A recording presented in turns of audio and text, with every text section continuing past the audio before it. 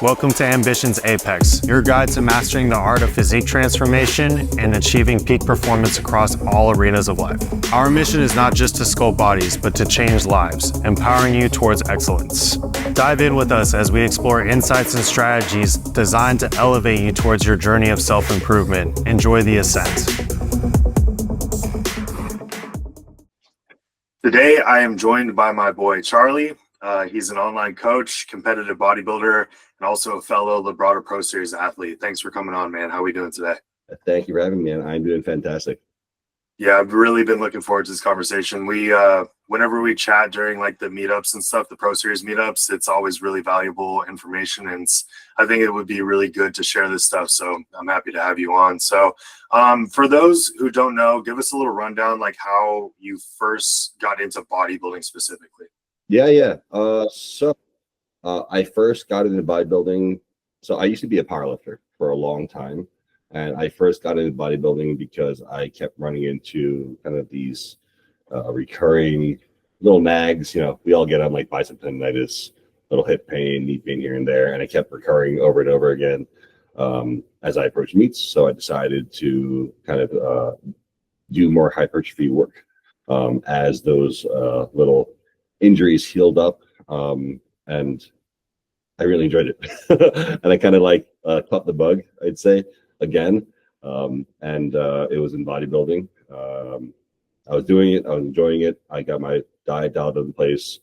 And I guess the sport itself, competing, just kind of came naturally because, you know, you have to diet, you have to have a routine, you have to train. And I love those things already. It was like falling deeper and deeper in love with the nutrition side of things. So it just kind of naturally, you know, fell into it about, oh man, it's been 5 or 6 years now.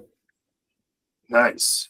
So with powerlifting, how else did training kind of translate into bodybuilding specifically?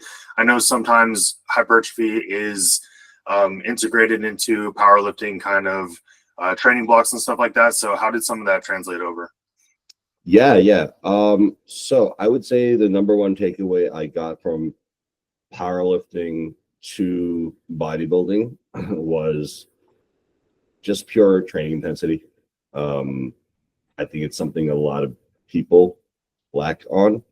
I think a lot of those people think they have it, but they really don't. And being a powerlifter, you fail so many times. It's quite often that you fail. And the more and more you fail, the more you learn to push towards that failure limit. And every time you do it, it's like a new level you unlock. It's like, oh, I can push harder. I push harder. And I already had that base going into bodybuilding. So obviously have to deal with more, metabolites build up and discomfort during like maybe slightly higher rep sets during bodybuilding. But the actual failure part, that part I could get past no problem. But beyond that, I mean, like looking back into what I did as a powerlifter into bodybuilding, there is a big difference. But to be honest, now that I've been doing this so long, and I know this kind of sounds like old man like shaking his fist at the sky, but there shouldn't be much of a difference between the two sports. At the end of the day, obviously this is hindsight, but hopefully that answers the question pretty well. Yeah, absolutely. Other than powerlifting, was there any other like competitive endeavors that you've participated in throughout your life? So when I was younger, I did Taekwondo for a long time, since I was maybe like 7 years old, all the way up until like my mid-teens. Like pretty much I lifted when I started lifting when I was 13. I was still doing Taekwondo, and then a few years in I stopped doing Taekwondo and kind of gave all my efforts towards like the gym at that point.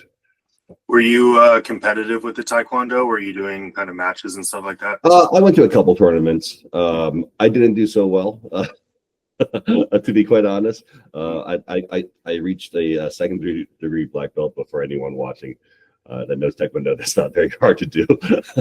But yeah, I went to I think 2 tournaments, and I disqualified out of both because I didn't know the rules. I should have known by then, and I ended up punching the people in the head, which you're not supposed to do in a fight, not Taekwondo at least. There you go. When you started lifting, because it sounds like there was kind of overlap with when you started lifting with Taekwondo, did you notice like a functional carryover into Taekwondo? Yeah, I mean, I felt much stronger. I felt like I could hit the bag harder, kick people harder. My at least from what I remember, my flexibility and mobility didn't suffer at all. That said, I was much smaller back then, so it's hard to say if that would have continued to carry over if I did what I did now. But yeah, in those couple of years, once again, I was also like 13, 14, 15, so can't really say or remember too much back then. I want to come back to that mobility piece here in a bit. But like you mentioned, moving from powerlifting over to bodybuilding, was there like a defining moment where you wanted to make that switch? Or was there just, maybe a period of time where you're kind of trying to figure out where you wanted to land and you found bodybuilding, or where was the defining moment? Yeah. So like I said, I switched over. Well, so I started training more towards, hypertrophy focus, diversifying my movements a bit more, and during that period, trying to get my body comp under control. While things healed, and the goal was always to get back to powerlifting, after things healed up. But as I kept doing the process, dieting, training, having that routine, it just grew on me. And I wish there was like a moment that just went like eureka, like a flip switch. I'm like, oh, I love bodybuilding, but it wasn't really that. It was a gradual routine, a gradual kind of falling in love with the process. And I mean, even to this day, I mean, if someone asks me, I truly don't care for the sport too much. I love training, I love dieting, I love routine, and the sport just happens to overlay with some of those things. Yeah.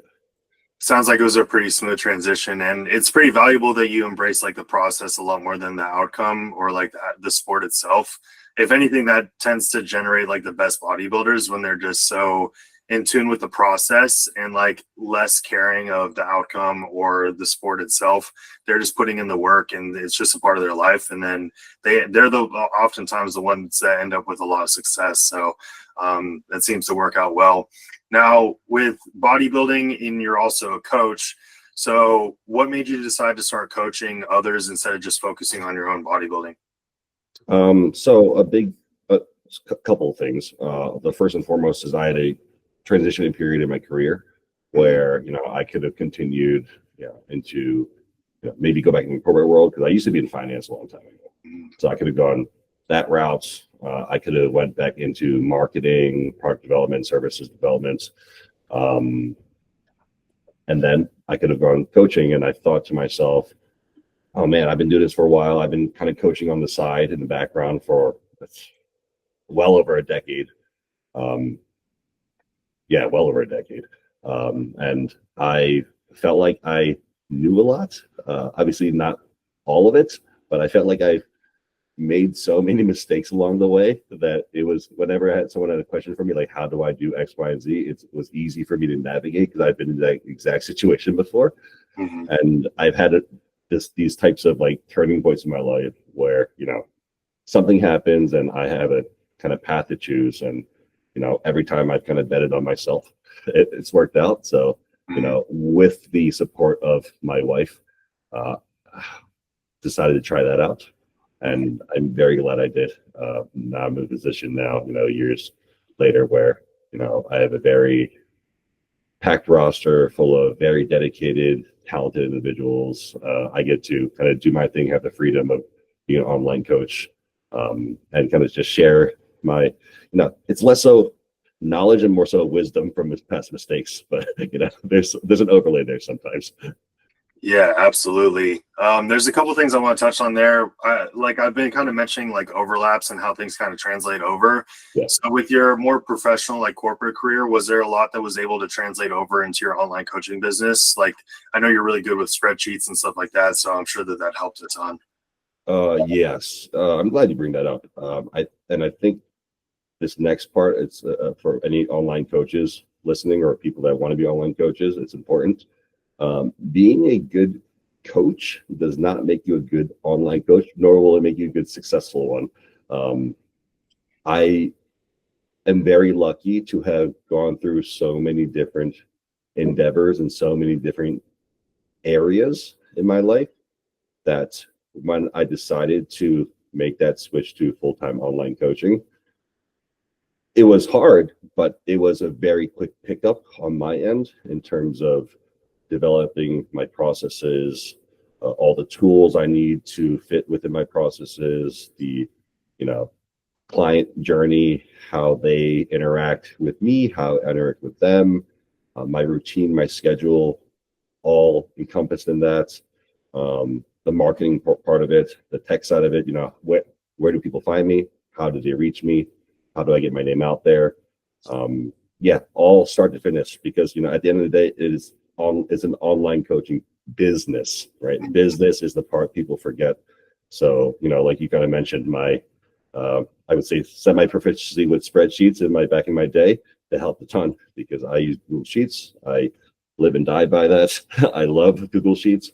I think it's super versatile. And if you hit the skill sets, once again, that's the big part. If you hit the skill set, which I did from my previous kind of work, it's an amazing tool for both me and my clients.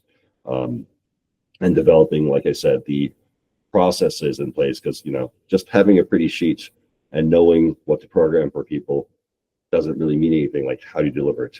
At what cadence? Like, what are the touch points that you have with the clients? Like, how do you check in with them? Like, I've spoken to coaches where, they don't have formal, or not even formal, but informal, even like business development skills or experience. And I'll talk to them and they'll ask them, like, how many people do you interact with? They're like, 25. And I'm like, oh my, cool. But you have a lot of freedom. I'm like, oh no, I'm drowning. It's like, how are you drowning with 25 clients? They're like, my check-ins take, like, for 25 clients, like, days and days. I'm like, and my mind, you need to obviously be a good coach, be knowledgeable, keep up on that, but you have to know the business side of things.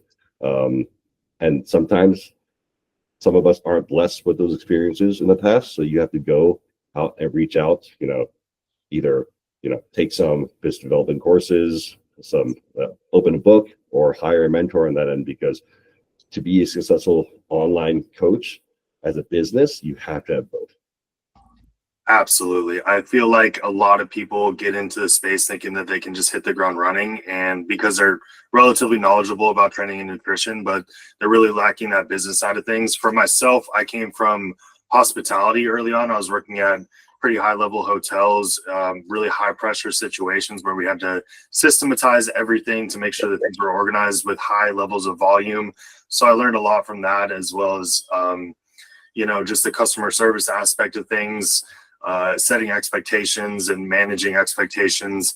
And I always knew I wanted to be a business owner long-term too. And then I was really into fitness and bodybuilding. So it all kind of came together. And then I read every book I could possibly find on managing businesses and understanding businesses, and then hiring a lot of business mentors as well throughout the process. So it's really valuable stuff, and I'm glad we're talking about that, how valuable it can be.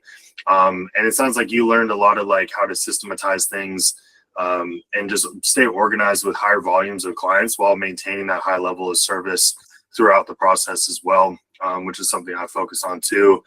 Now, outside of that, what else do you think kind of separates like a great coach from like more mediocre coaches, for lack of a better word, in the industry?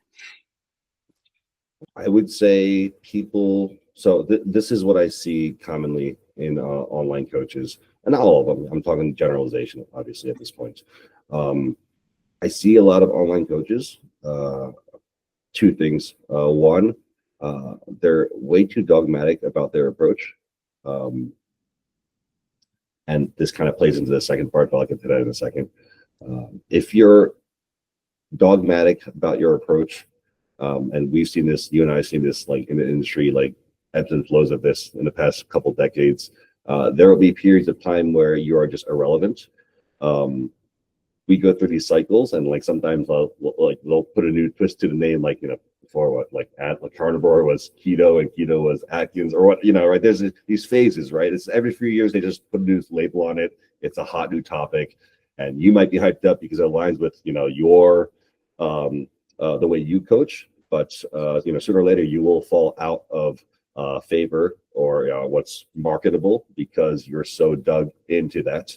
And for people who flip flop, I've seen that too. Now you lose credibility when you do that, right? I am more so of the fact and idea that there is no one right answer, because to be quite frank, if you've coached enough people, which to be honest, like not that many even, you'll quickly learn that one approach does not work with everyone. Everyone has their individual needs, and you should be building a plan around a needs analysis, right? You shouldn't just say, this is the process, follow it, you'll find success. That's so untrue.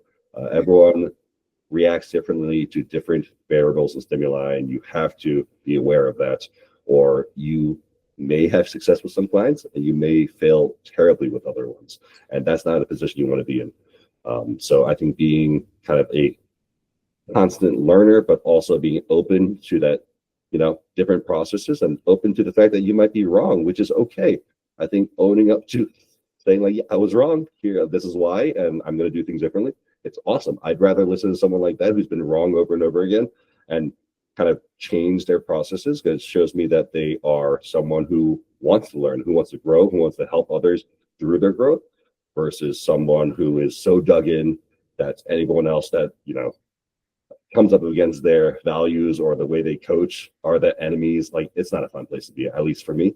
And the second part I was getting to was now how online coaches market themselves.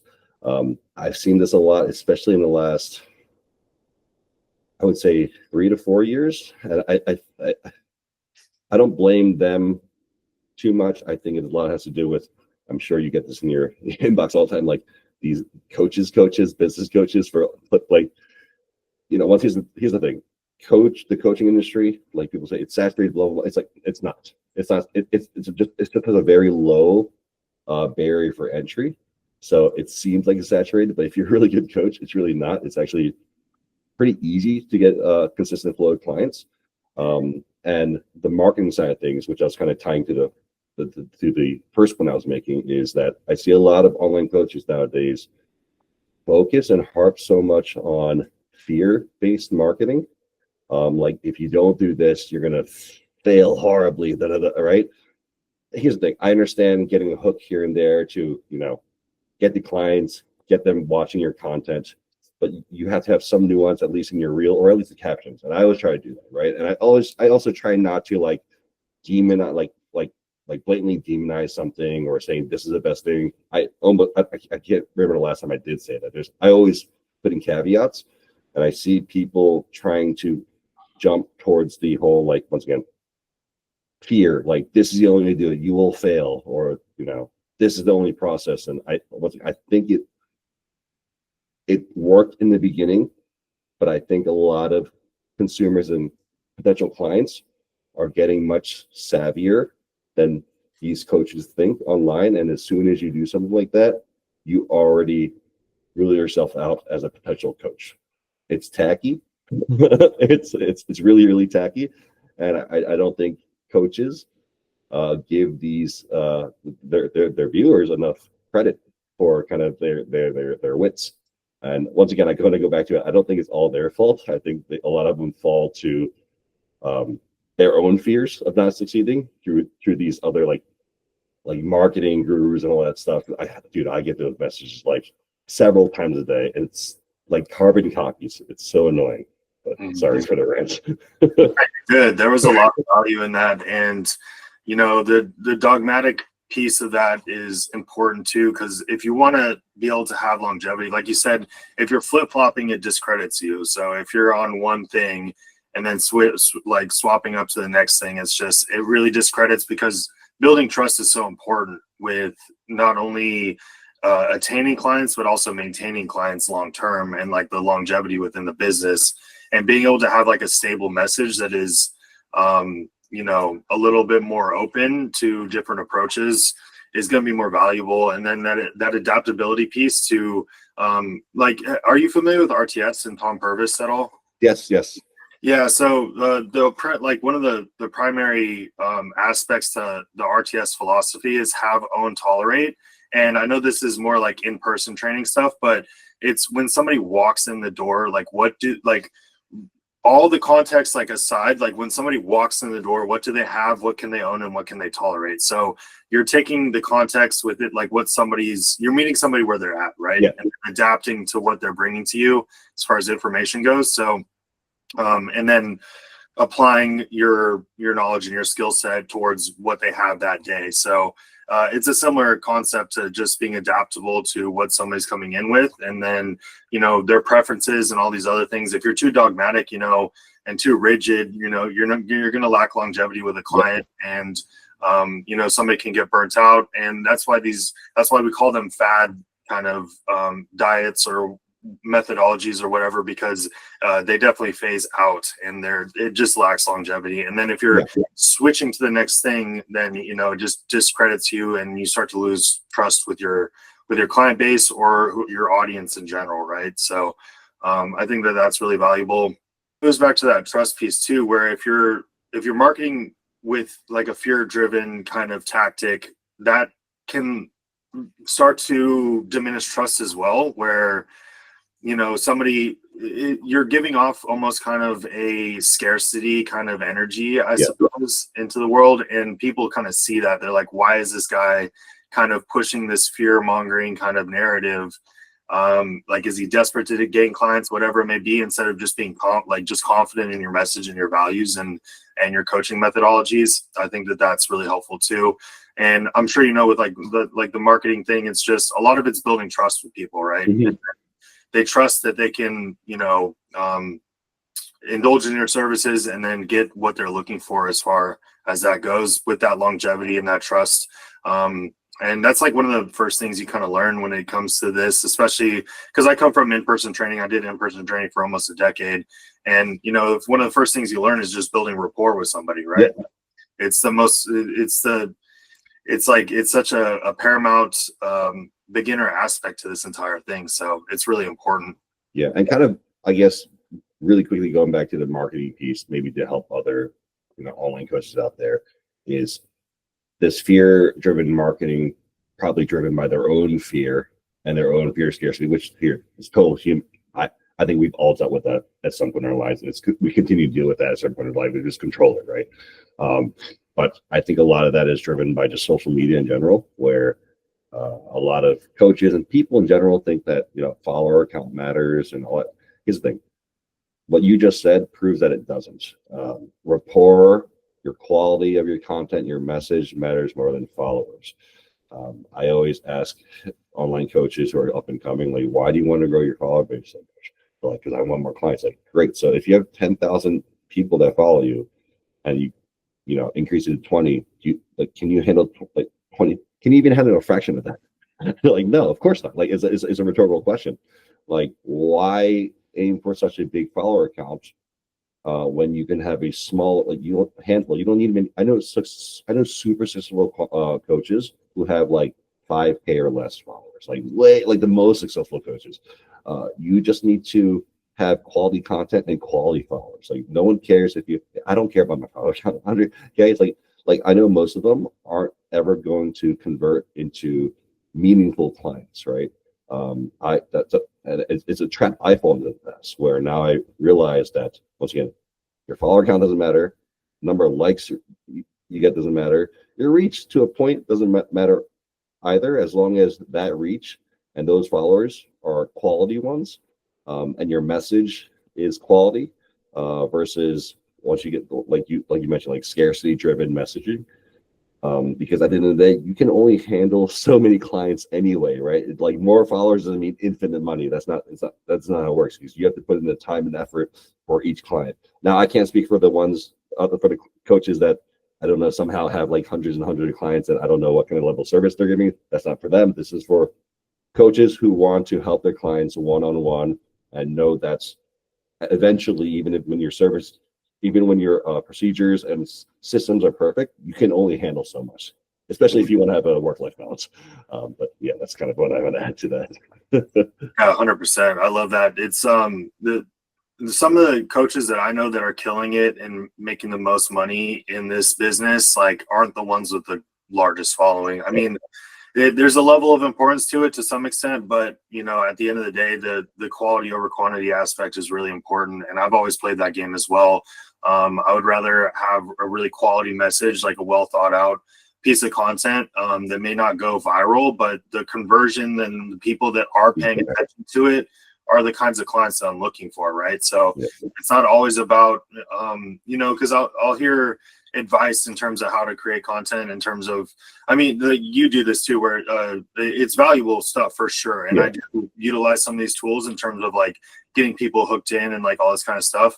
But a lot of my content is like, even my reels are a little bit longer than what somebody would probably recommend, because I want clients that are going to sit there and pay attention to the value that I'm providing and actually listen to what I have to say, not people that are looking for just quick dopamine hits, So, and those kinds of people are the ones that are going to work with you long term and stick through the process and like get to the desired outcome long term.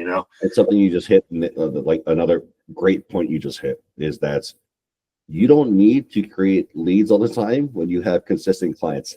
Like retention is far more important than increasing leads. Like hands down, like full stop, period. There's no argument there. Like you don't need leads if you're retaining at a high rate. Yeah, that's awesome. 100%. I read a book December last year. It was a pretty easy read. It's called Never Lose a Customer Again. And it was all about just customer retention and like how to maintain, because like the more, it's exactly that premise where the more you're retaining clients, the less you have to be seeking out leads to begin with, right? And then also anybody that does leave, like a lot of the times, if you use these methodologies, like those are the ones that end up coming back too. I know you and I talked about that recently too, where a lot of clients that return to my roster this year are like returning clients, so that's valuable too. And sometimes it's the little intricacies that we maybe don't think about outside of just like the coaching strategies, but also like the little things, like sending out holiday cards or like little incentives or just like little gifts here and there, whatever it can be, or like doing meetups. I know that you did kind of like a retreat.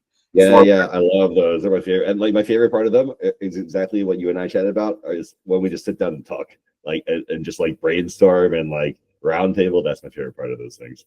Yeah, and that's the kind of stuff that people thrive off of, and building a culture too. Just something that people want to be a part of, Agreed. Yeah, so we kind of touched on like coaches, like how this market can be perceived as saturated, but at the top, like the cream kind of rises, right? And it's not as saturated as people may think. There's like a low point of entry into the industry. Do you think though that the amount of people that are popping up as coaches is it impacting the industry to some extent? Is it maybe doling things down a bit at all? Yeah, I think overall it makes potential clients more wary. I'm not sure if it's quite good or bad thing yet. I think for coaches like you and I, in the long run, it's a good thing. I think they research more. I think there are unfortunately too many. So Reddit's a huge amalgamation of information. I think a lot of people use Reddit, and something I'm sure you're aware, there's tons of just like reviews of online coaches there that are just like horrible. And unfortunately, a lot of them are like the same pain points, like lack of communication, lack of plans, cookie cutter, etc., all that stuff. And a lot of that comes from, I think, this low barrier of entry. Like people just come in thinking to be coaches. They do the same thing that, are reported by other clients as those pain points. And I think they're in the same group. I think people research, they want coaches, they see these things and they're like, oh man, like I don't want that. But then when they kind of eventually sit down with coaches like you, me, and other like qualified coaches that are kind of, like you said, at the top, delivering actual services one-to-one, who are responsive, not cookie cutter BS, and they sit and talk with you, they realize that you are not of that group. So I think it helps us convert. But we have to, play the game of sorts, right? We have to be relevant on social media. We have to post at a decent cadence so that we are there, if not just to be seen, versus maybe, actively reaching out to clients. So yeah, I think there's in the long run, it's good for us. In the short term, we have to now put in slightly extra work to compete with the huge influx of online coaches, because nowadays that barrier of entry is quite literally you have a you you have an Instagram page, you put coach in your bio, you put a little link to like I do 30-day fat loss, the things for inserts demographic, a niche, and then you have your photo with a solid black background with you doing this. We all see another cookie cutter kind of like online coach, but that is the barrier of entry. So like you said, it's very low. You could do it within like 5 minutes likely, and you're a coach technically. 100%. I like that you mentioned Reddit and how witty people are becoming too. Yeah. People have so much information at their fingertips with their phones, with AI, all this kind of stuff. I know I've heard you mention ChatGPT in the past too. How much do you think that that's contributing to a potential shift in the industry in terms of people being able to get their own information? Coaching is, I am a firm believer that coaching is always going to have its value, and people want a person interaction. And a lot of busy professionals just don't have time to be doing all this research themselves. So with that being said, how valuable, and you talked about also doing kind of just roundtable with your clients as well. How important do you think is education to your clients outside of just their normal programming? And how do you apply that? Yeah, AI. I love this because I think there's a very different answer for different industries and also different types of people within the industry. I think our industry is interesting, kind of going back to what I said about like kind of what you mentioned about like there are levels to this. There are those typical clients coaches at the bottom that just enter the market, and there's hopefully guys like us at the that are actually delivering the one-on-one services. And for us, I don't think it really makes a difference. I think at the end of the day, ChatGPT is an amazing tool if used correctly. I think there are obvious flaws, and we all know that. A big part, like you said, you kind of mentioned, is a lot of people that come to coaches don't have the time, at least in my roster, they just don't have the time to do it themselves. And even with ChatGPT, which it's all information they're getting from online, right? It's there. That is also too much work. But also, as kind of you and I experience, the same answer is not going to apply to everyone, right? So even if ChatGPT gives an amazing answer, doesn't mean it'll work for you. I think it's gonna, and it is affecting people at the, that don't put the work in, haven't put the foundation for their coaching business, because the information they're getting is likely through ChatGPT too. So that if a client ever just like goes back and asks ChatGPT to be like, oh, it's the same thing. Like, what am I paying for? Especially if they're getting cookie cutter templates, not getting communication. Like it's like your retention rate is going to be like 0, and eventually you're just going to be not going to make business out of it, which is very, very common. So yeah, I mean, to simply put, I think that's it. And also, ChatGPT, once again, can provide some fantastic information for you to use, but at the end of the day, it's something I tell my clients and any potential client on a screening call, is that I truly believe, like 100%, that the most important part of coaching is not the information. Like, that part is super important, don't get me wrong, but the most important part is the communication and helping you navigate like all the pitfalls, all the ups and downs of life. Like, it's great if life is linear and like you have no worries and no responsibilities and you never get sick, you never have a vacation, nothing ever happens, right? Then maybe use ChatGPT and you can maybe get through it if you're confident enough in your skill set and know when to make those proper adjustments. But life, I don't know. The older I get, the more bumps there are on the road. So I think people hire coaches to help them navigate that, and that can only happen through communication. And like you said, another part of that is building that rapport, building the community. It's more than just back and forth, like adjustments, information, data. Like, sometimes you'll get those clients, which is fine. Some people just want that, but a lot of times people want a little bit more. And like you said, you send out holiday cards sometimes, which is fucking awesome. I want to do that. I got to ask you how you do that. Make it a little less taxing. But I love to do things like retreats for people that do want to come. I use WhatsApp. I do a lot of typing, but to be honest, like half or more of the time, I'll leave voice memos, I'll leave videos, things like that. One, it's simple for me to do. I get my thoughts out a bit better, more concise, not concise, more nuanced. But also, I think it's great to have some face-to-face with clients, and some of them send it back, which is awesome. Now we're building rapport. I get to see their face. I get to see, they smile on their face. It makes my day a bit better. But yeah, that's kind of like what I feel about ChatGPT and kind of how it affects you and guys like you and me in the industry. Yeah, I love that, man. I love that. You mentioned we talked about building community and stuff too. So I want to go back to how important you think education to your client base is versus just the normal day-to-day check-in process. So I think obviously the day-to-day check-in process and the one-on-ones, one-to-one communication is super important to their progress and their process. That's probably the most valuable. But like you said, the additional parts where now you're building a little bit community, you're building a bit more value to the coaching is through that sharing of information. And I do that through WhatsApp. We have a group chat, the clients, people in general, and they're alone. Sometimes I'm not even doing the sharing. It's other clients sharing. And I think that's a huge part. I love when clients share. One, it shows me that they're invested in the progress, in the process.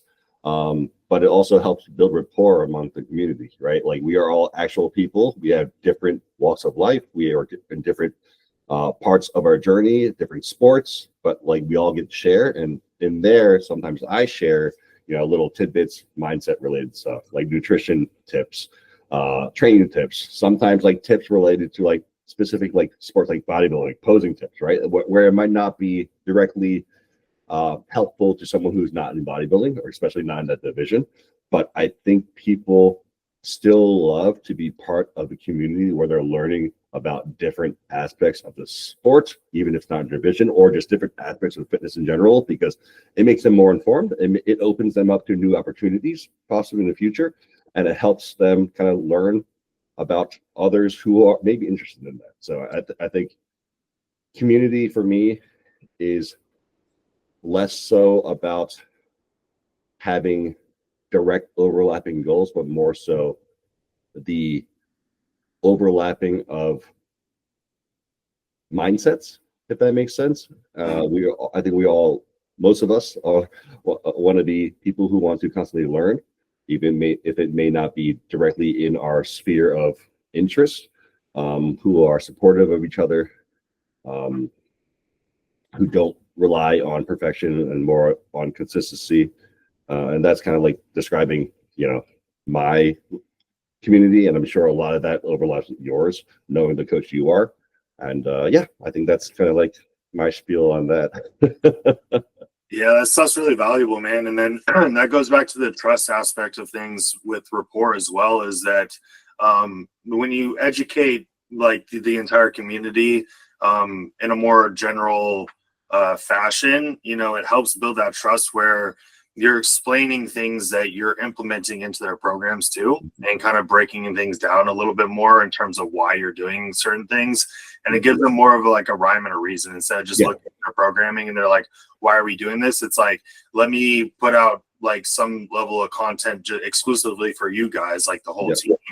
And that way you guys kind of have a better understanding of why we do the things that we do. And then it just builds their confidence in what they're doing. So I think it's really valuable for coaching. It's kind of like pulling a football team into the film room and reviewing training footage or practice footage or game footage, and just speaking to everybody in the room, in terms of this is why we're doing what we're doing, or this is where we need to improve. One thing I've done since early last year is something I call Power Hour, and I do this every month. So it's just 1 hour Google Meet essentially, where everybody's invited from the team. They can all hop in, and then I basically do a kind of a presentation on a specific topic. This month we did cardiovascular health and how it relates to physique goals. And so kind of just like I break down things in terms of supplementation, like the science of things a little bit more, so people can have a better understanding of what we're doing and why we're doing it. And then at the end of it, I open up a Q&A where anybody can ask questions, and not just questions about that specific topic, but just anything that they have. And that way, like you mentioned too, that relatability piece where the clients can kind of relate off each other and each other's journeys and realize that they're not in it alone. You know, somebody else is kind of dealing with the same similar things that they may be dealing with.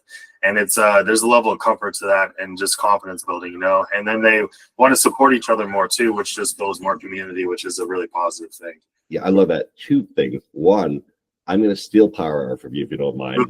I used to do the same thing, but it was every week. And I realized it fell off kind of because I realized like it's hard to do that. Everyone has really busy lives, and it it's just a kind of a mess. I think it's too often. So I'm going to steal the once a month Power Hour from you. But the second part you brought up, which is amazing point, I think it should be reiterated, is that your sharing information, general information with the group, helps them build more trust in you, helps them learn a bit more why you're doing what you're doing without getting to the weeds. Because I think people hire you because they want you to drive, like navigate the ship, essentially, right? They're hiring you because they don't want to put the time and effort to do all the research, through all the courses, and beyond all that, go through all the years of experience learning how to implement that. Right, that takes a long time, a lot of effort, a lot of just time in general. But they still want to know a base level of why, and they still want that trust in you, which they do. They obviously came to you for your services, but consistently building that trust, giving that kind of a little peek into the why, I think is extremely valuable. So it's, once again, anyone watching, please rewind this and listen to what Sean said. I think that's an extremely valuable part of coaching that a lot of people miss out on. Yeah, 100%, man. Because we talked about pain points within the coaching industry, like clients that are maybe unsatisfied with a coach because of communication or whatever. I also listen to positive things that other athletes have to say about coaches. So, if I'm talking to an athlete that's working with another coach, just kind of chatting it up, not trying to steal them off their roster or anything, just talking, like how their experience is going. One thing I've heard a lot from people is in terms of a satisfaction point is that there's that they feel like there's a rhyme and a reason for everything that they're doing. Like they feel like the programming, like there's a reason for everything that's on the program, and it all kind of makes sense and is all pieced together really well. And so I kind of strive for that too. And then with the Power Hours, like you said, people have really busy schedules and stuff. So it's a more free game here too. Yeah. I always do it on a Saturday at noon Central Time. So it's most people are, more people are going to be available at that time. Yeah. And just doing it once a month, where it's a little bit lower frequency, and then just having a ton of really valuable information and kind of putting together a really solid presentation seems to work well. And then I record it and then send it out into the group chat so everybody can see it at their own time too. So that's really helpful. Now you talked about systematizing things, being able to handle more volume while maintaining a high level of service. What are some other ways that you navigate, or any specifics that you use to navigate between the business growth and then maintaining the quality of coaching as well? Oh, you mentioned your schedule. So do you do work blocks? Yeah, I do work blocks. But I think a lot of it just goes back to systematizing it. I have specific days for check-ins. I have specific rules around check-ins that clients are fully aware of before they even have their first check-in. I have a system in place for myself that, there's, once again, everyone knows their check-in date and their time deadline for that check-in date. But then I want to help them, but help myself too. So I have a system for sending out reminders for that, right? And I also tell them once again in my system, it's gonna be repetitive, but on their onboarding, there's a place where it says this is your check-in time, this is your time, etc., your day every week. Stop here. I suggest you do something that I do and set calendar reminders for these type of things that are important to you, especially if you want to, have the best progress on your end, build that routine, build that process for yourself. But yeah, every little thing that I do, I've only learned from my past pain points. Like for myself, I realized that not having standardized check-in days or time cutoffs for that day causes people to literally wait till the last second to check in. And I would have a day where it's just all the 90% of check-ins coming at the 11th hour, right? And if you don't want that, make sure you have the processes in place that are reasonable so that doesn't happen. And that part I just said applies to everything you do, right? If things get backed up on your end, it is your own fault because you didn't put the process in place for that not to happen. Another big thing is I see a lot of coaches getting swamped with multiple things at once, like check-ins, but then they have to do programming for the next block.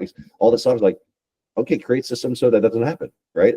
For myself, that would be I set reminders on my Excel sheet because I have a whole CRM with all my clients at once, and I know exactly when to do their programming, and it'll change colors to like how close I am to my set process cutoff time of, okay, now this is probably going to push into my check-ins or push into my next week programming, etc.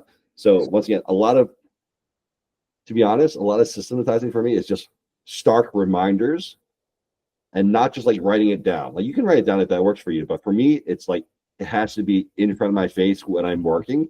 So pretty much everything I need to get done that's important that I don't want building up and making my life just amalgamation of work is setting reminders for myself to do the work. And then actually the last part is just getting it done. Yeah, that boundary, like the boundary piece is so important. Just setting boundaries around check-in timing to help manage things better and to stay organized. And then just setting those expectations out the gate is really, really important. It was similar for me, like learning that earlier on. Originally I had done like 3 p.m. Central Time, like cutoff point for check-ins, and I've kind of brought that tighter over time and kind of found like a sweet spot. I do like 11 a.m. is kind of the cutoff. I'm like, you guys got to get it in so that I can go through the workload. And you still have some people checking in later.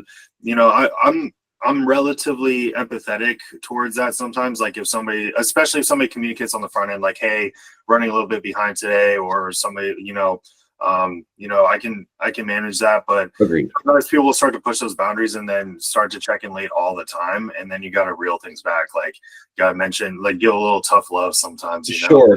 And I like that you mentioned that too. Like if you have your system in place, it allows you to have the bandwidth to be more empathetic to those just very few handful of people once in a while that like reaches out to you like that. They're like, oh, I'm gonna be late. It's like, that's fine. Like you literally don't like, that's totally fine because I put my system in place so that I don't have a backlog of things I need to do.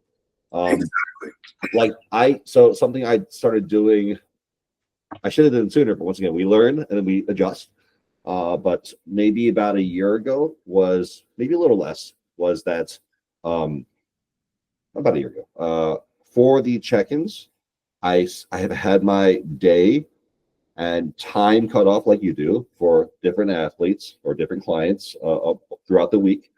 And then in that email, and once again, they know this prior too, but I'll send an email the day before reminding their check-in is the next day. I highly suggest you do that if you don't do it already. It cuts down on like missed check-ins. Like my check-in rate now is like 99%, like on time. Which, if you ask most coaches, are like, how is that possible? It's because you put the process in place for yourself already, right? But in that email, I send a reminder of their check-in, but also that if they want to do a late check-in, which is fine because life happens, to tell me 24 hours prior to the check-in day. And I came up with that basically because it's funny. My therapist was the one helping me with that, because I would struggle with like pleasing people, right? Like how can I mold myself to that? It's like, well, no, it's like, think about it like a little logically, a little more realistically. He asked me like, so like if you went to like a doctor's appointment or another important appointment, like what is the usual like cutoff for cancellations? They're like 24 hours. I'm like, so why are you different? I'm not. So I put a strict policy in place. Like if you want to push back your deadline or check in late, just inform me 24 hours and we are all good. And like you said, sometimes they come in way like literally maybe an hour or so before the actual check-in deadline. Like I'm gonna be late, like something happens. Like at that point, you're like, fine, that's totally cool, because everyone else got theirs in early. Like one or two or three stragglers aren't gonna make a dent in your checking process. Exactly. Yeah, I'm gonna take that little reminder piece from you too. Dude, I'll send you my email template. You can pick it apart and use it how you want. I love it. That's a really good one. I like the idea of sending out reminders about it. It's really solid. Now we talked about like we're talking about kind of setting boundaries and stuff, which is a lot of these things develop over time. When you run a business, like it's like you start the business and then it's a refinement over time. You start to dial things in, and so you can't systemize something without like, I mean, knowing what the pitfalls are and where your gaps are. Yeah, exactly. It's kind of like, it's like engineering, you have a model in place, and then you find these little like little errors or something that's not quite working, and then you have to change it, right? And that's how things get refined over time and become better. So earlier on in your coaching career, was there any other kind of glaring mistakes that you made? Yeah, so big thing for me, well, a few. These are like not specifics, but I'm sure you dealt with it, where you created a sheet, a template, because there's a template, right? But you customize it to the person, a template, but like one key thing that you want is missing in there. Like things like that, I missed on, and knowing you're like me. If you have clients are like, you can make a new one, which is easy, but you have other clients, you're like, I really want it for them too. So you go back and like adjust all their sheets, which that part takes forever to do, right? So getting all those things in place on the forefront was tough, because you look like, once again, it's fine to miss these things, because like you said, you only miss these things after, I mean, you can't figure out all the details on the forefront. You try to get most of them in, but you will never get all of them in. And the ones that were the most harming to my time was the ones that affected previous clients that I wanted them to have. Like I could easily coach them without that like metric I'm tracking or whatever, like little variable. But once again, knowing you and me, we're like somewhat perfectionists on that end, and like, you went back and took like the whole day to adjust different sheets, because you have to go through each one and make the adjustments, and it breaks other formulas, and that part was tough. But everything else, I would say, pretty smooth. Once again, I mean, not to kind of like harp on this too much, but a lot of it was, it's funny, like it's not a business mentor, but like my brain mentor, my therapist, he helped me set those boundaries for myself in place so that I could be the best coach I can be. Because just doing the work and constantly pushing actually makes you a really not so great coach, because then you have no time for yourself and no time to fill your own cup to fill others. So kind of back to your point was the whole in the beginning, engineering, you could create the framework, but you'll always have to fine tune things. I 100% agree on that. And it's been my experience also. But that kind of like framework, I think, can be built out really well, and you could do less of the fine tuning if you have, let's call it, your own mission statement in place, right? Not only for your clients, but for yourself. And I think knowing that, like, those aren't details, right? Those are like grand overarching things you want for yourself, things you want for your clients. But knowing that, and that being your like North Star, right? Your guiding light, helps you build in the details so much easier. Like it makes you like, you don't even think about it sometimes. Like having that, like knowing that I want my work-life balance, I want process, I want people to respect my time. Like boom, checking. like the second process. That's simplified, right? Like, you just got to reverse engineer it at that point. 100%. Yeah.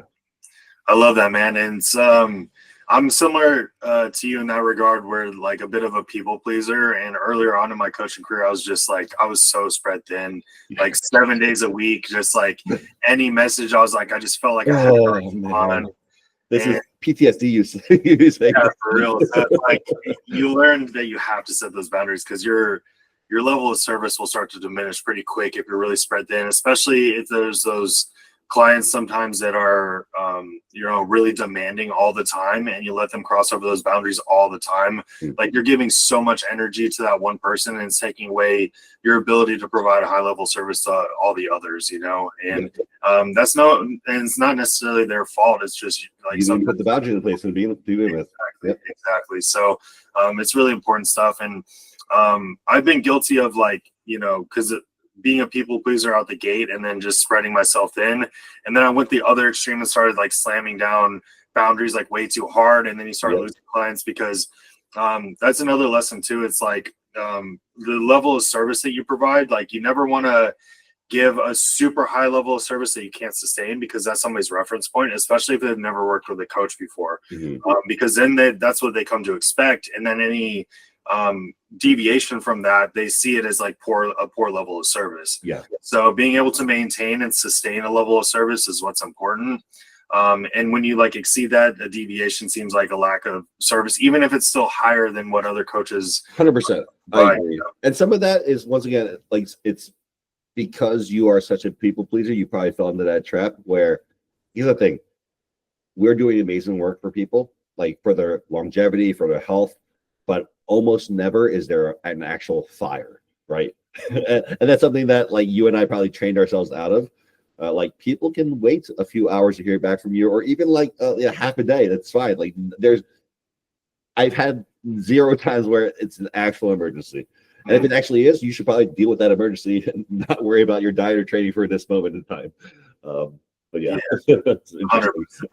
I had to, it was a bit of a learning curve coming from hospitality, because they always taught us to have like a sense of urgency about everything. Yeah. You have to cater to the guests' every single need at all times, and just be really fast all the time. So it was definitely a learning curve for me, but you start to find that balance. It's just like coming out of a contest prep. You're like in an extreme dieting phase, and then you're coming out of it and you're like struggling a bit to the reverse diet, and you're just regaining that balance. And if you come out of that extreme dieting phase and you just start slamming food, like, it's not going to end well, and then it's going to take time to find that balance again in homeostasis. So it's kind of a similar thing of like bouncing from extremes. But I've definitely, it sounds like you have too, is just kind of find that balance of setting boundaries and while still providing a high level service. And then we're able to sustain ourselves better.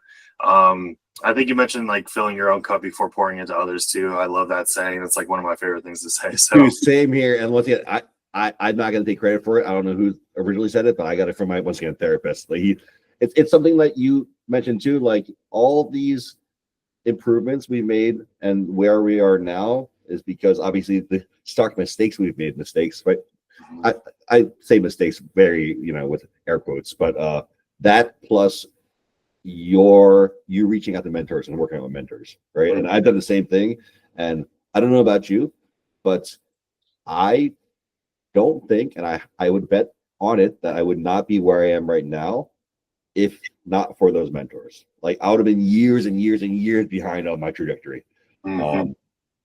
Because having mentors who've been there but also can see it from a different point of view helps you navigate what you need to do to get into where your pretty much guiding light is, your North Star, your mission statement. Because you bumping against kind of your pain points all the time without kind of that third party perspective, like, you're kind of trapped in your own like echo chamber. It really, really sucks. But having like someone skilled outside of your own frame of reference help you point that out and frame it in a way where you can understand it and help yourself is invaluable. Yeah, 100%. There was another book I read a long time ago. It was a business book. I think it was called The Outsiders. I think there's a fictional book with a similar title. I could be wrong, but it was about CEOs that were implemented into companies that were kind of struggling. and they were from a completely different realm or industry. Yeah. And then they implement them in, and they're just able to come in with a whole different perspective and then take the business to greatness, essentially. That's awesome. Yeah. And then they refer to those as like foxes. But the business mentor that I had for like multiple years regarding my coaching business had absolutely nothing to do with bodybuilding or fitness or anything. Like he ran a nonprofit, or he runs a nonprofit that he has like software implemented into a bunch of school systems and stuff. So it's a completely different realm, but he was able to come in and provide a different perspective in terms of how I was managing things. And he learned a lot about my industry. And, but it's very helpful to have that outside perspective, like outside looking in and seeing pitfalls that you may not have noticed and stuff. So it's really important. Yeah. Now, what's your kind of philosophy with like your like pricing with coaching? You don't need to give me any specifics about your pricing or anything, but what's kind of your philosophy in terms of value-based, like the balance between like value-based, market-based, or anything else that you take into consideration when adjusting pricing? So all that, I think so you and I spoke about this quite in depth, but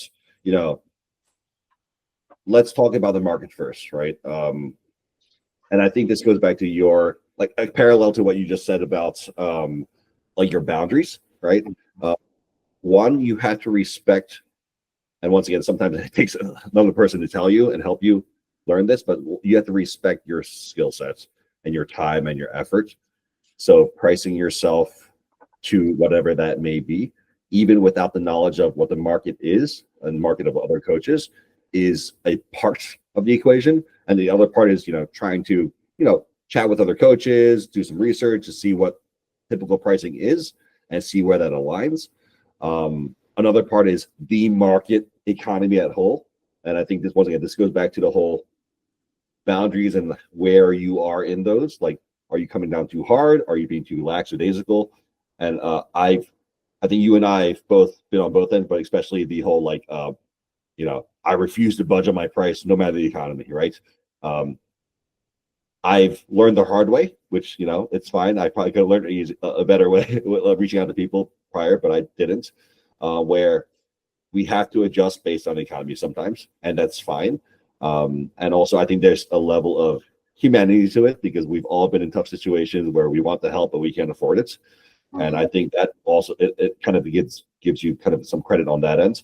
But at the end of the day, just because you go backwards because of powers out of your control doesn't mean you are going backwards, right? Because you have to scale yourself to what's going on in the world because you are part of the world, right? And a step backwards for you still might be a step ahead for a lot of other people or the economy in general. So kind of taking all that into consideration is a really important, and I know that's like there's not an equation for that or a good answer, but taking all that in equation and seeing what comes out the other end, and once again, talking to people you trust and making sense out of it is really important. And another big part of for me is, I don't know if you asked this or if it's relevant, somewhat relevant, is I do like to structure my pricing in, they're all recurring. So all the payment structures I do are recurring. So I use Stripe for that, but there's some other tools you can use. They're usually 3, 6, and 12-month buckets because like I used to do a month to month. And here's the thing, back to your kind of not being too rigid. Once in a while, for like really, really long-term clients, I'll just put a month to month because I know they're gonna be around for a while. They've been for me with like years and years already, and it's just simpler for them. It's easier. It doesn't make them stretch their budget like quarter to quarter. But I usually do 3, 6, and 12-month buckets with better value per month or per time length for the longer buckets, and they just recur. I set once again a expectation in place about this is when the day they recur, like 45 days out. That's what I do, and cancel prior to that. And if you don't want to, just recur at that rate, because once again, it is a something I tell them on the forefront. Coaching is a long-term relationship. It's not like a 90-day like fat loss plan, right? That's not what it is. That's not what you and I do, at least. But yeah, that's kind of like what I do regarding pricing. Yeah, no, that's solid. I think that a lot of it is just a balance of understanding your own value, what you're providing, and being confident in that. And then some level of market analysis too is really important. Just knowing what the going rate is, and then finding where you land within that, and then kind of slowly ramping things up based on experience and also just the results that you're able to prove.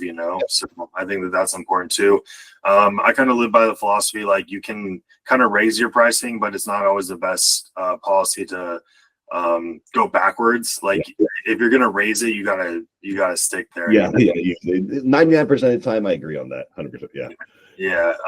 Now I know you primarily work with like lifestyle clients, but I mentioned this too, I think recently when we were talking, is taking into consideration like the budgeting within bodybuilding, because it's such an expensive sport.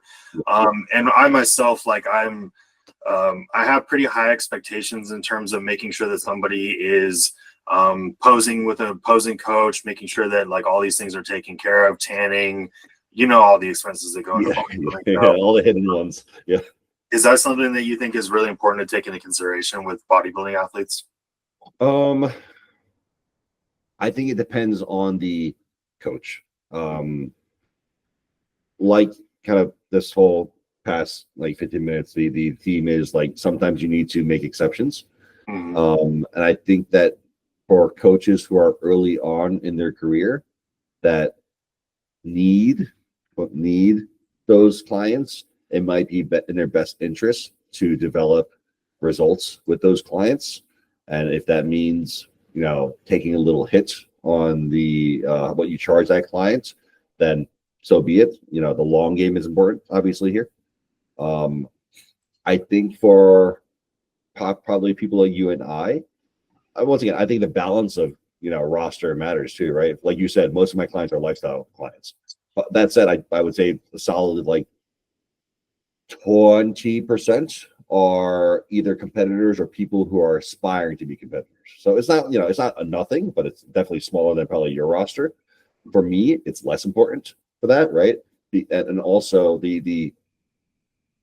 I'm looking for probably clients more in my position who are, have a stable income, have a high enough income to work with me, that aren't really worried about the cost of competing. So I don't make any adjustments, but that doesn't mean that people shouldn't. Once again, I think having really good results in your demographic that you work with, especially if you're like a bodybuilding coach, like I think someone who kicks ass at a show is going to be far more important than, giving them like $100 discount per month, right? That's like far beyond, right? So yeah, I think it's all dependent on the situation there. I agree with that completely. Situation dependent is usually the answer to most things. So yeah. Now we touched on marketing a bit, and I know that your wife helps you a lot. So tell us a little bit more about your approach to content creation in general. You do a great job and you're really consistent. And I love the stuff you put out. So just give us maybe a little bit of a general like philosophy on it and how you approach it. Yeah. So most of the things, thank you so much. You could thank my wife for. Our general process is that I create all the framework for the content. Sometimes she'll give like really grand overarching ideas, like, oh, like we should do like a exercise demonstration or a variation, or like ask me if there's any particular pain points people having right now that I've seen in the space online, right? And then I'll write the actual content down in like my own words, and then from there she copy edits it to whatever kind of type of content she wants. So whether that be like a carousel or a reel, like how long of a reel, green screen, whatever it may be, like it needs to be scripted to that, right? If it's a talking head versus just a voiceover, very different, right? And then from there, I'll look at it, I'll copy that into my voice, right? And then she'll do final like, oh, are you okay with X, Y, and Z? Kind of takes about like 2-3 passes, I'd say. And then from there, we film B-roll if needed. We film the talking head portion if needed. She'll set up all the lights. I don't do any of that stuff. She'll hand me a mic. I speak into it. She has like a prompter behind the camera that people don't know about. And so God bless her. She deals with me and my speech impediment, which hopefully I'll get fixed in the future. I have like a tongue. I didn't know this was a thing. My only like within the last 6 months, my dentist looked at me. He's like, "Oh, like, are you gonna get that fixed?" I'm like, "What?" It's like, "You're tongue tied." I'm like, "What?" So you know that little piece of flesh underneath your tongue? Uh-huh. Like apparently mine's like really like extended. So she's like, "Yeah, we snip that." Yeah, I'm like, is that why I like? So like, can't know if you can tell, but I sometimes slur my words because of that. I've struggled with my whole life, but like it comes out more apparently when I'm doing those talking heads because I'm like nervous kind of, and like I still get a little nervous, and like so she has to go through so many takes, but after all that she edits it, we schedule it, and she tracks all the metrics. Like she has like spreadsheet of like length of content, type of content, what like reel, post, carousel, etc. Like what it's about. Is it educational? Is it more like meme related? Whatever it is, and like the time, the day, the first 24 hours, like metrics on that engagement. She tracks everything, and from that she develops like kind of a system of a pattern of like what's going on, and then she makes adjustments to that. And I know that's a lot. It is a lot, and if it was just me, I would not be able to do that. So I don't particularly tell coaches like they should do all this. They should maybe take bits and parts of it and try to apply it and see what works. Because doing it, all of it is another like at least full time or half time, part time job. But yeah, that's our process. I love that, man. I love that you give her so much credit too. It's a beautiful thing, and it seems like you guys have a really, really beautiful relationship. So I love that it's so cohesive, and you guys are able to create so much from it, and it's pretty awesome. I didn't know about your speech impediment though. I've never noticed anything. Oh, I appreciate it, man. Thank you so much. Yeah, if you look at all the takes we do with our recording, it's very, very evident. Once again, it happens a lot when I need to be on point and read something. It's terrible. Yeah. Yeah, if it makes you feel better, I deal with some issues when I'm doing content too, because I have so much up here. Like I've always been very much an introvert, so just like it all makes sense up here. I have all the words, like really like diverse vocabulary, like all these things, like all the information is here. It just doesn't quite translate out my mouth the way I want it to. Here's the thing, Sean. Even if it doesn't, I like you for what comes out of your mouth. So if that means anything. But yeah, so and I've all the stuff that you're harping on is extremely valuable, and systemizing your content is really valuable as well. And then just being able to be consistent with it and stuff. Now myself, I'm not the best at that. Like I get a lot of compliments on my content. Because of the quality and stuff, but in terms of consistency and being more tactful with it is somewhere where I'm kind of lacking. But in the same regard, I've always been I grew up like doing a lot of art, so like I did a lot of painting, drawing, and so whenever I would work on a project, like it was just I had no regards for anybody else or like what like it was just what I was trying to create. Yes. I could care less what anybody thought about it, and I've always been a little bit rebellious and defiant as well. Dude, I love that. That's awesome. Here's the thing. I think people like you for that though. People don't hire coaches just because of their knowledge. They hire them for you also. So I think that's a really important part of who you are. 100%. I appreciate that. But with that being said, the content that I create, I'm just going to make what I want to make. And if people like it, they like it. If they don't, I don't really care, It's like, I'm just, I like to think of like my reels and the stuff that I do is kind of like little art projects, and like the way I put it together, the coloring, the aesthetic of it, everything is just exactly how I want it to be. And I really pretty much disregard like what people think about it, I guess, which may not be the best strategy in terms of marketing, but I will say one thing here though, Sean. Your content is awesome. It's always sharp qualities. Like I always show it to Brittany. I'm like, why did our shit like this? She's like, because we have an iPhone. I'm like, got it. She's like, I don't have the time for that shit. I'm like, okay, it's okay. But I will say one thing about your content. You say you're rebellious. It's a reflection of you. I agree.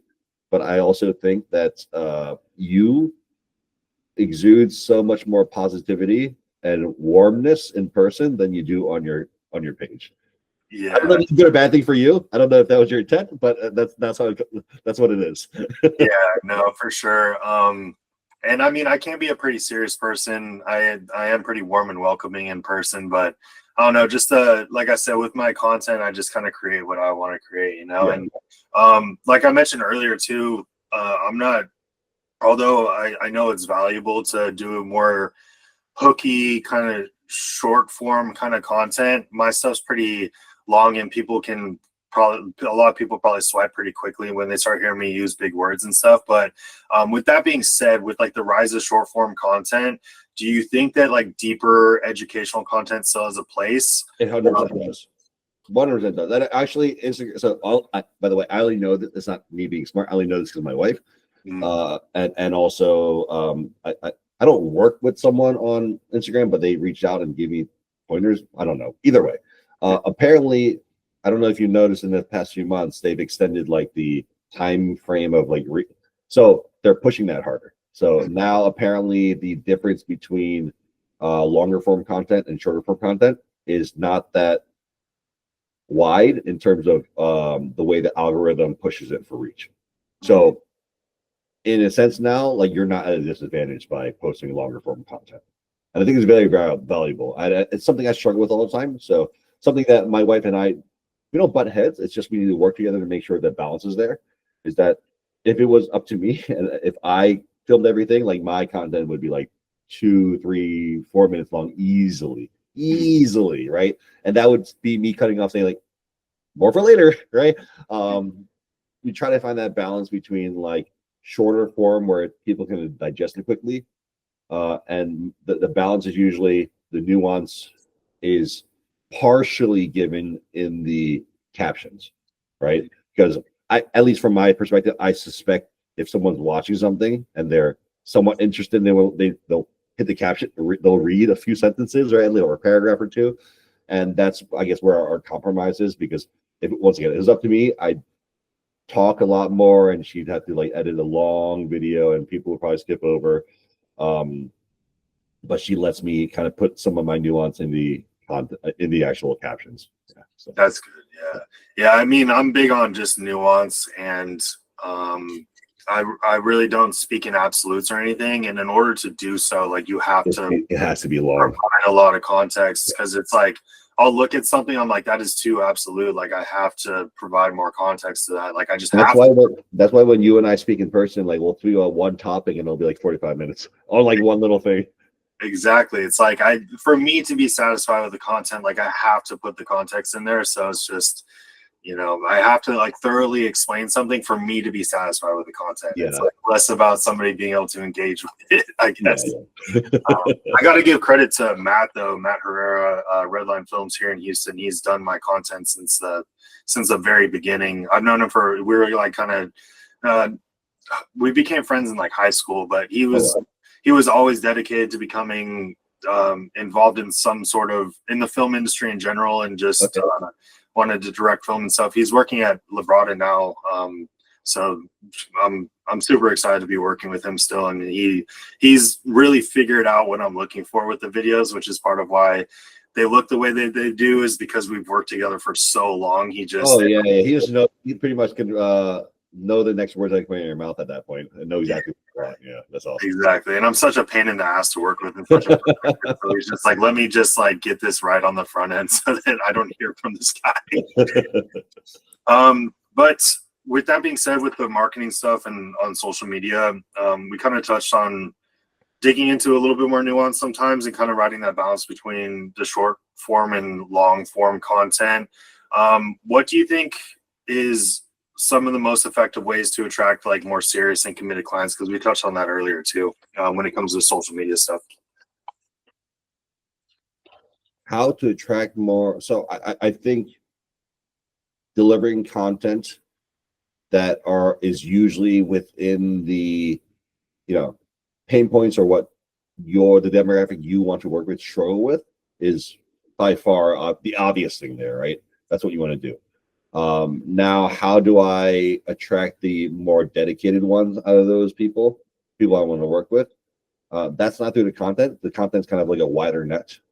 The way that I try to, work with those people or just anyone in general is, through stories, little, sharing my clients' journeys, progress, but also kind of sharing my own progress. Because once again, I think people hire coaches not only for their knowledge, but for them too, and where their philosophies are and how they walk the walk.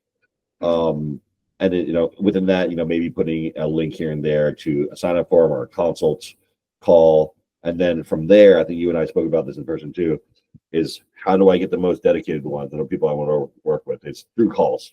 But also I don't want calls with just anyone too, right?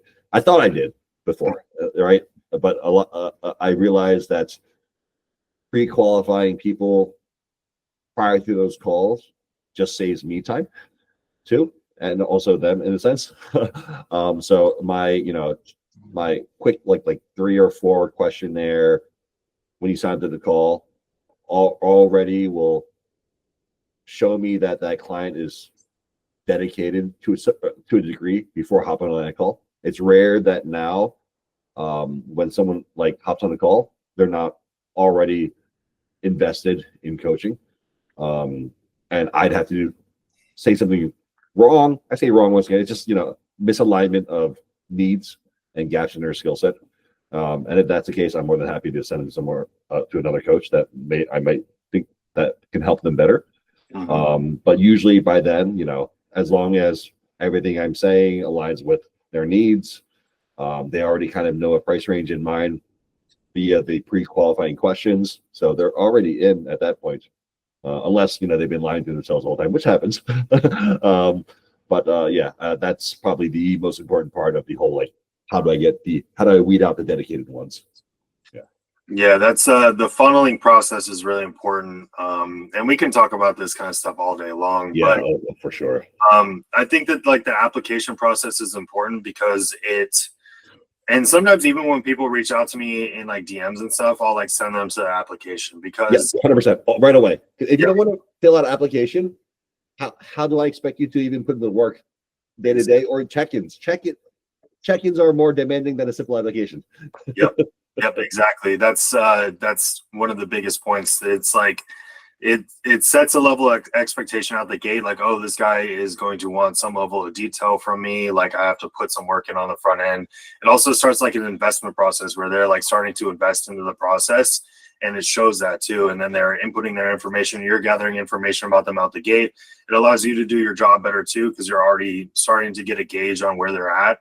And then hopping on the call, just going through the whole process shows commitment. And also, like, if somebody is timely with hopping on the call and they're timely about filling out the application, you're kind of vetting them while also starting to set expectations out the gate. Like, hey, like, I'm going to require things from you, like this isn't just like, oh, I'm just going to send you a meal plan and you're on your way. It's like, this is a process and it's going to be relatively labor intensive, so it starts the expectation like out the gate before somebody even signs up. And I need your help and your data and your feedback to make the refinements that you'll need if you want to make the progress you want to make. But if you don't want to put the work in, then you can only get so much out of that. Exactly. And then you just learn a lot about a client out the gate from doing those things, and then hopping on the call and chatting it up and just understanding their needs better. It's just going to be better for everybody. So it's really valuable stuff, just the way that you funnel all of that. And it's better for both parties. It's better for the client. It's better for you. 100% agree. Yeah. And it's good to, dive into your coaching process a bit more on that call, so they know exactly what they're getting themselves into, what the expectations are. And at the end of the day too, like making sure you guys are like a decent fit personality wise. I think that is a part that coaches miss on a lot, especially coaches and once again, I used to do this, which is why I don't do it anymore, because I found it the hard way, is coaches that have a form, you fill it out, you text a little bit, here's a payment link, and now you're a client, right? You never get to learn about them. You never get to learn how they are, especially if you're going to communicate with them all the time. You want some sort of like level of like, oh yeah, this guy I jive with pretty well, right? Or this girl, right? And you don't get that from a few texts or like you sign up, pay, you're a client now, right? So I don't do that anymore. I screen every single client through a call. Yeah, that's good. And it starts to build that rapport too and that trust, just getting to know each other a little bit. exchanging some information, just helping break down the process to them, what all it entails, and setting those expectations. There's just so many benefits to it. It's setting the expectations. It's building that rapport. It's vetting the client, making sure that you jive well, and then just hitting the ground running rather than just jumping into it in a more arbitrary way, you know? Agreed. Yeah, so we've talked a lot about the business side of things and coaching and stuff, but I did want to get into a bit of like training and nutrition stuff. So we've talked about this a lot amongst each other, but let's talk a little bit about your approach to training. Does Broderick program your training as well, or do you program? No. He didn't program anything for me. I program all myself. Oh, okay. So the way Broderick and I coach, or he likes the term co-coach, is that yeah. So it's such good. I like calling him my coach, but he hates it when I do. He's like, that's not accurate. I'm like, shut up, Broderick. So essentially what happens is I build everything out for myself, and then whenever I feel some sort of like, because you always question yourself a bit. You should always be questioning if you're doing things right or wrong. I look at my thing like, like, especially when there are periods of your timeline where emotions may override sometimes your logical brain, right? Prep, right? Especially during prep. So sometimes those times will be a bit more frequent, but I'll be like, I'm not sure if I should do this or not. Like, this makes sense. And I'll just, during whatever mini chats throughout the week where we're talking about things other really beyond training and nutrition, I'll bring it up real quick. I'm like, hey, so like, I've been thinking about this. This is data points. He's like, yeah, it makes sense. And that's pretty much I just want confirmation. And then, but for me, that's a huge part for someone at my stage. Like, just that confirmation from someone I trust that's been in this sport a long time just gives me that confidence, and I don't worry about anything. Yeah, I love that. That's really valuable, just having that second set of eyes, because sometimes that's all we really need, So exactly. Pinpointing that's like myself for the last bodybuilding contest that I did. I coached myself for the entire thing, training, nutrition, everything. But I had Austin. Are you familiar with Austin Stout? No. So Austin Stout, he's really good with a lot of like the more functional health side of things, and PEDs and this kind of stuff. So he mentored me for a while with the functional health side of things and just my coaching business in general. Okay. And during that time when I was coaching myself, he was just like basically my co-coach. Like he said, oh, awesome. Yeah. Like, what do you think about this? Like, and just, it's more of like a confirmation, or like, because like closer to a show when you're trying to peak yourself, it can become really challenging. So, and that's even part I will say that I asked Broderick to handle the last 2 weeks. I didn't want any part of that because that's the part where I just want to relax. Yeah. And that was a learning experience for me, because I wanted to just do the whole thing myself. Just the stress of that alone will ruin your body composition sometimes. Yeah, I wanted to prove to myself that I could do it, kind of thing, Yeah. So it worked out relatively well. Austin was able to help me a lot. So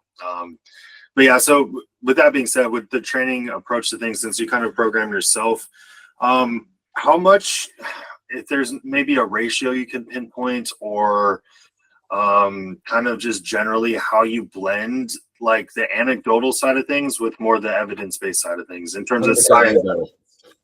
Like, I would say 95% anecdotal. I love it. Here's the thing. Now it is. Now, when I started, it wasn't. And this is my current stance, and it's been for a while, on research, like evidence, right? Because here's the thing, I like to call, I need to specify it's research, because it's all evidence. Like, anecdotal evidence is evidence. Yeah. So research, earlier on in my career, it was more weighted towards that, because my stance right now, and it's been for a while, is that some information is better than nothing, right? So like, at that point, I didn't have much anecdotal information, right? I might have it on myself, but not in other, people. When I coach far less, and even in myself, I've had success, but not the amount of success that I wanted for myself. So I relied more and more on that, and in that, more and more on, talking heads I see online, on the internet. So that's helped me a lot. But as time went on, and as I was getting more and more advanced and being more in tune with what works for myself and what doesn't, but also probably even better at not even like way better, is just being able to work with so many people showed me that the anecdotal evidence will always trump evidence.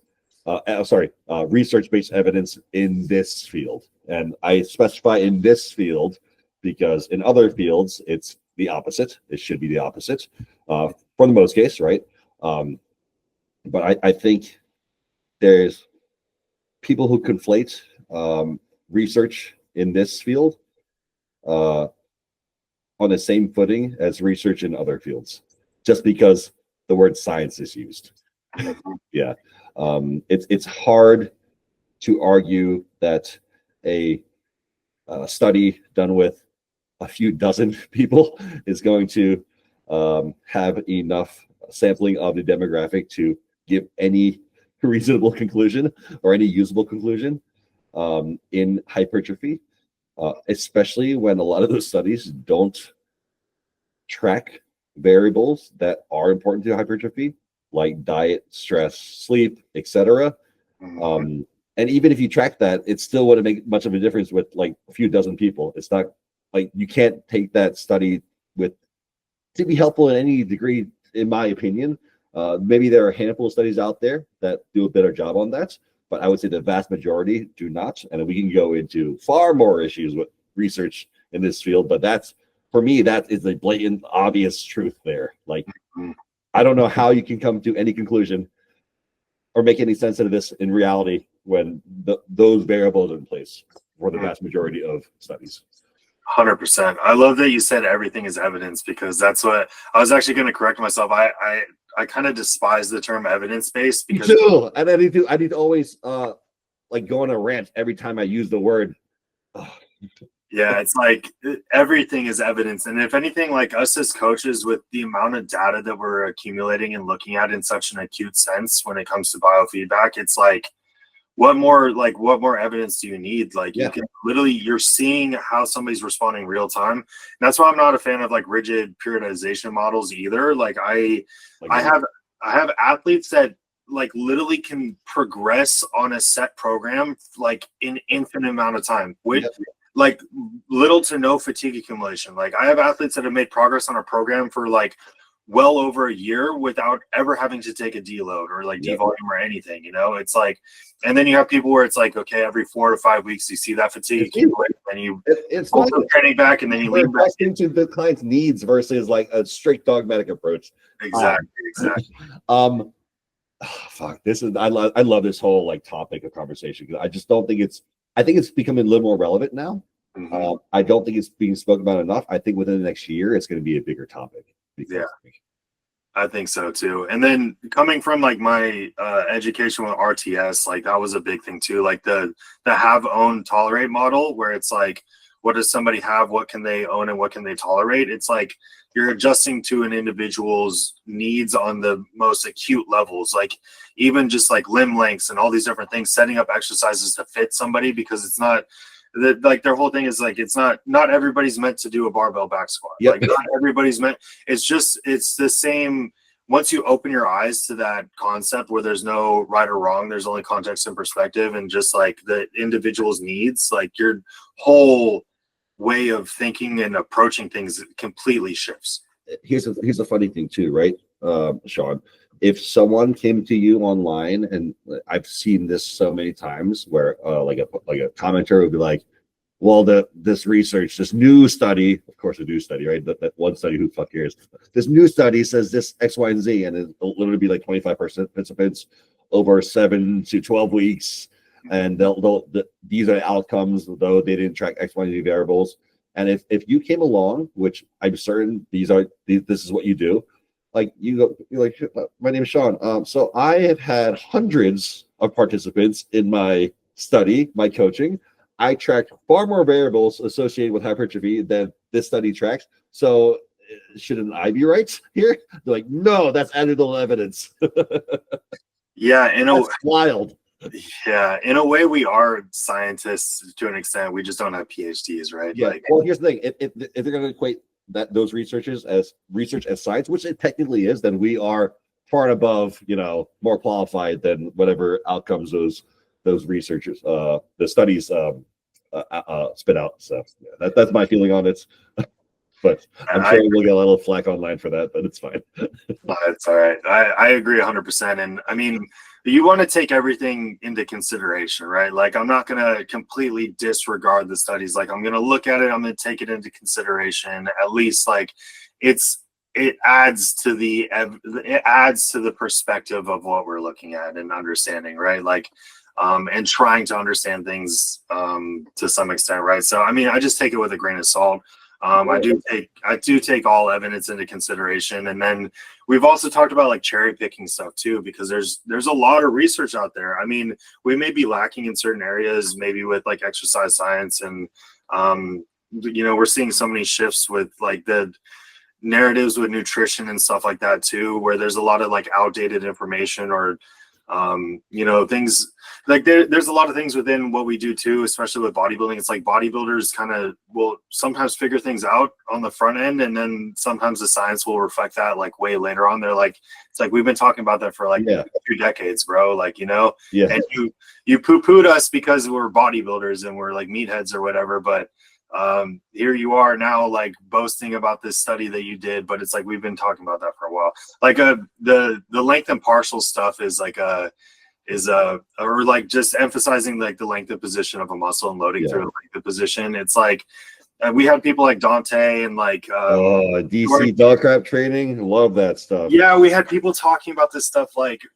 20 years ago, it's like or even longer ago, and people will kind of like poo-poo it, and now it's like mainstream. So, but that just goes to show sometimes that anecdotal stuff is maybe just ahead of its time. Yep. Now I know that you train with a lot of intensity. I usually give the analogy like we're trying to drive like a nail into a piece of wood. And the more we can just hit the nail on the head and drive it through, the more efficient the entire thing is. If we're just banging around, we're going to damage the piece of wood, and we're not going to make a ton of progress. You might bend the nail, or the nail may get driven in a little bit, but you're just creating a lot of fatigue. It's an analogy for like fatigue accumulation with little to no stimulus. So how do you work with clients in terms of developing a little bit more laser focused into the intensity piece so that they're not having to do quite as much volume? Because for myself, I see like volume, like doing large amounts of volume, because this is an argument. We're seeing research come out about this too, but oftentimes I see like a large amount of volume as like a buffer for like a lack of intensity. 100%. Right. I 100% agree on that. And like it's funny you said that. It's like only within the last 6 months to a year, now new studies are like confirming that we don't need all this volume, where before that we're like volume. It's a prime driver of hypertrophy,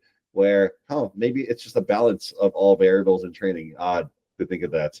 But now studies are coming out, so now all the research-based people are I didn't say evidence-based, research-based. They're all like, oh yeah, this is a new way to train. It's like, no, it's not a new way. You just, once again, you're attaching onto the latest study that came out. One thing on that before I answer that is so a good thing, a little tip I learned from Broderick was that his thoughts on research in this field is he ignores it for 6 months to a year. I'm like, why? He's like, because if you look at any study done within the last 5-10 years, the first 6 months to a year is when it gets hyped up. He's like, he asked me how many of them stuck around. I'm like, He's like, ignore it for 6 months to a year. And if it's actually irrelevant, by then there'll be hopefully more studies done on it to actually give it credence, so you can write a proper meta-analysis on it. And then by then, if you jump in, you'll know everything anyway. Like, I why like even read? He doesn't even read the study. He's like, it's irrelevant. It's one study, and likely based on a handful of participants. What are you going to get out of that? And that really fucked my mind. I like that philosophy a lot. Yeah, I'm going to start following that too. He's like, just jump in a year later, and if you look in, there's no noise around it anymore. It's died out. You've saved yourself time. I like that a lot. Yeah. Sorry, what was the original question? No, you're good. Intensity versus volume, basically. Yeah. So there's a balance to that. I think your question was, how do I help clients find that balance, right? Yes. And I think the only way to really do that, two things. One, I have them track, just basic variables like, soreness, disruption, like post-training fatigue, things like that. Do I think that's super relevant to what I'm going to talk about? No, but it's data, right? It helps. But the big factor that I use to help clients with this and help find that balance is review of top sets. Like they don't have to send it to me, but I highly recommend they do, and do it as often as they need. And when they do send it, like be just, once again, setting up expectations, like you said, like we talked about a while back in this call already, is I tell clients, hey, like there's a document I can send them, like this is how to be a good client, like an efficient, successful client, is when you send a video, which I suggest you do, of top sets, like ask a specific question, like how's my technique here? Like I'll answer that. Or like, I was programmed to leave one rep in the tank. I believe this is one. What are your thoughts? And I think that those questions there are going to be the biggest factor in determining and helping your clients find what true intensity is. And once again, it's a skill developed over time. So you don't just do it once and it's there. You develop over time, and sometimes it decays like any skill, and sometimes it improves like any skill, and you just got to do it consistently enough after you get a hang of it to keep yourself in that range of like, oh, this is probably accurate. So yeah, I mean, that's kind of like the answer to like how I help clients find that like sweet spot. Yeah, that's really helpful. I since I work with more bodybuilding athletes or have a higher amounts of them, I can be a little bit more stern on that stuff, or push people a little bit harder, because sometimes with like the lifestyle clients, you don't want to like. Oh no! Here's the one little big distinction I want to make. My lifestyle clients are, I would say, 90% of those lifestyle clients can be bodybuilders or better bodybuilders than most bodybuilders I've seen if they wanted to. They just choose. They have no interest in the sport. Like I rail on them so hard in terms of their technique. Proceed. I love that. Yeah, I mean, a lot of my lifestyle clients are similar too. I'm like, I wish you were a bodybuilder, because like, or can we just like transplant your brain into like, sometimes with the lifestyle clients, it's like I'll be stern and like push them, but at the same time, sometimes I will buffer with a little bit more volume and crank volume a little bit more. Yeah, like you said, your thing, like you have to meet them where they are. Exactly. And I can't just expect them to do like a top set like you would do a top set, right? Like, that's just going to be unrealistic. So sometimes you do have to buffer with a little bit more volume. But with my bodybuilding athletes, I require at least 3 videos of top sets per week. Nice. And I'll pick them apart in the Loom video and just be like, this is what was that? Like you had 7 reps in the tank. Like this is unacceptable. Like, I won't necessarily go like use those words, but it depends on the client. Some people, you learn when you work with the client long enough, you know what kind of language to use with them to motivate them more to do better. 100%. But I definitely do believe that like pressure creates diamonds, especially with bodybuilders. Like you have to apply that pressure and expect high levels of execution.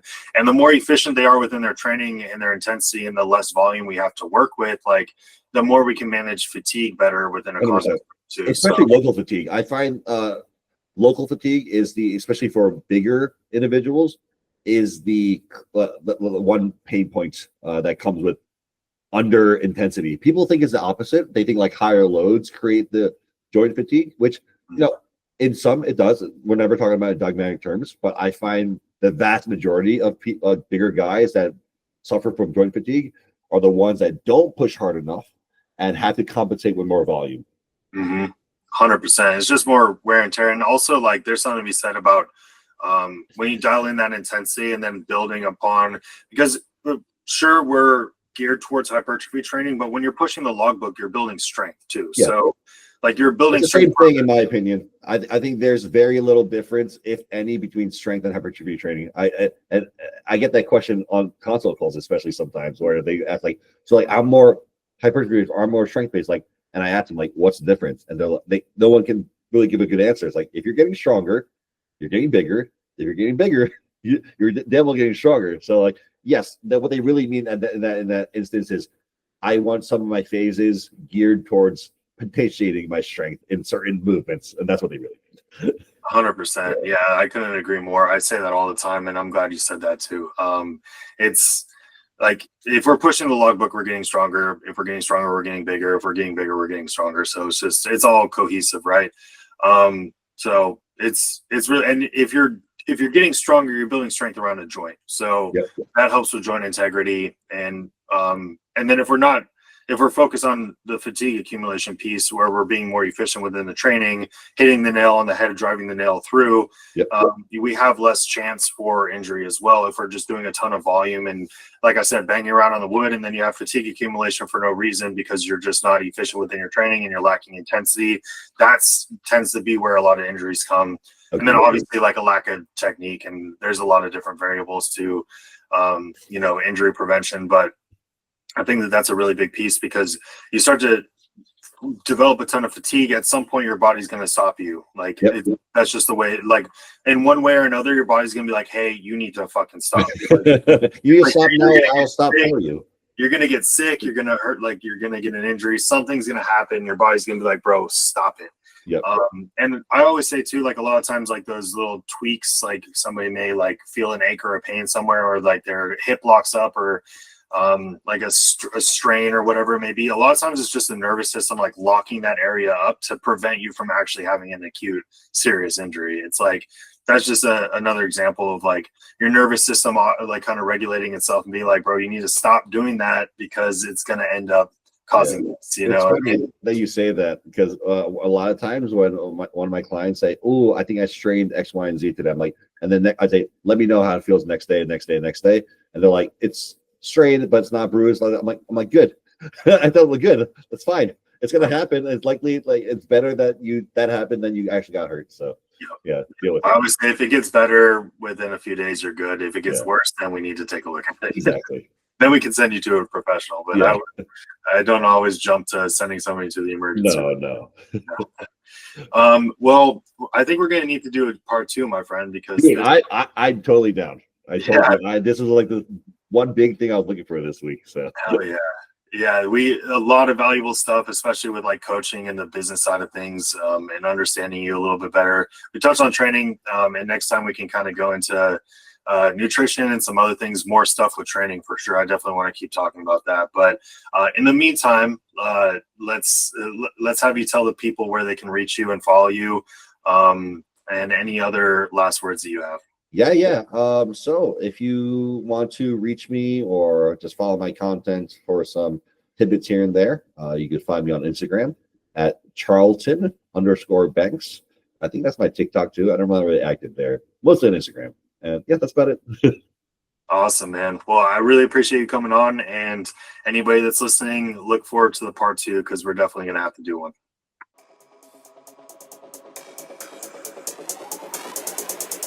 Thank you for joining us. Your journey towards excellence does not end here. We're here to help guide you every step of the way. For more insights and to become a part of our community, follow and subscribe. Your feedback illuminates our path. Be sure to share your thoughts and stay tuned for more episodes.